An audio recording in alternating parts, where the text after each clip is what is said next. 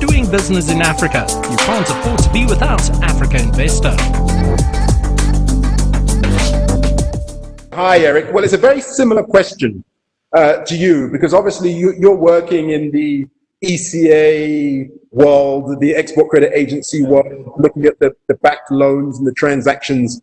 And I think you may have some pretty interesting correlations between how ECAs, the aspirations of an African continental free trade area, and many of our colleagues on the call who are institutional investors can actually collaborate for mutual benefit. So with that said, please share your views. Yes.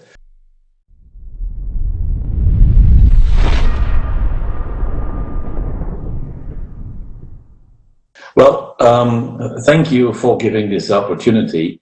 As a matter of fact, as a general principle, ECAs, export credit agencies, and the multilaterals, we shouldn't limit it to ECAs only, play a very counter-cyclical role in any time of crisis. What does it mean? That, I mean, I was also happy to endure the great financial crisis after 2008, and there you saw, it took a while, that, I mean, ECAs worldwide, I mean, upped their game massively in order to sustain exports and imports. This is now happening, I mean, even quicker, because of course they have learned from previous incidents. It is actually the only way forward. And this is what we are now experiencing as well, where on top of that, whereby 10 years ago, let's say the ECA finance was pretty much totally financial institution driven. It was, I mean, banks who were putting these packages together and taking it on in their books. You now see that there is a whole new setup whereby institutional investors will step into these investments. They have gradually become, how shall I say it, familiar with the product as such, be it under certain, let's say, conditions.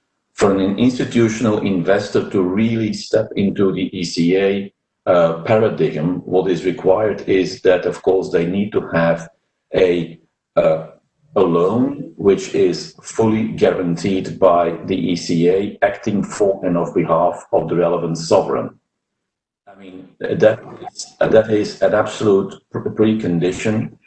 We help them out in that as an asset manager, of course, in supporting and structuring these kind of things. But there is a defined and definite interest, even nowadays, to look at these kind of ECA capabilities everywhere, but foremost in Africa, because it is generally recognized that that is the region where the biggest opportunities are.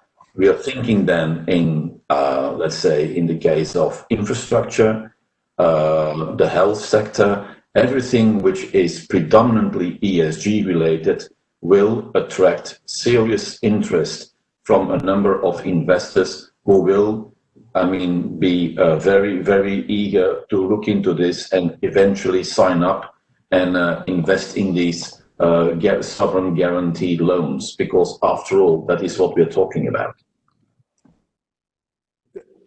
Thank you, Eric. Andrew made a point about the low risk or lower risk characteristic of trade finance, and then of course, once it's been guaranteed by a sovereign or quasi-sovereign institution like an ECA, can you just talk about the risk return profile that you see, and give us an example of a transaction that European institutional investors have backed that makeup? Well, I mean, as a live example, I mean, I can refer to an African country which is refurbishing its fire brigades nationwide with new, I mean, trucks, machinery, logistical infrastructure, software, and things like that. I mean, that is viewed as an ESG compliant transaction. Now, it is, I mean, depending, of course, on the underlying exporting country, I think in this case it was a big European manufacturer of, custom designed trucks, that they said, well, okay, the ECA supported. As a consequence, investors were interested in underwriting the ECA cover portion. And why do they do that? It is a very simple reason.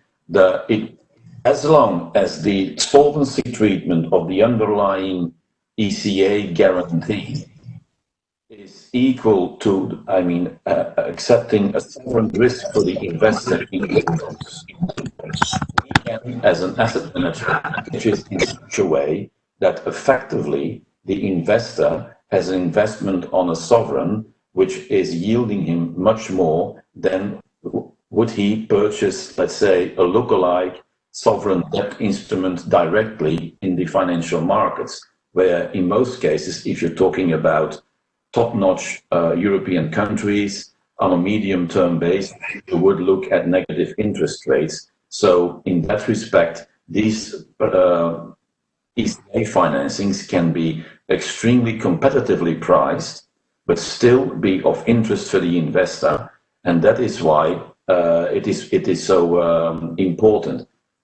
Upon the condition that, as I said, there is a very, very great sensitivity for ESG or infrastructure related projects. So, that is predominant. And of course, it is also backed on the strength of the underlying ECA guarantee. But in most cases, these ECA guarantees are very, very strong. Doing business in Africa, you can't afford to be without Africa Investor.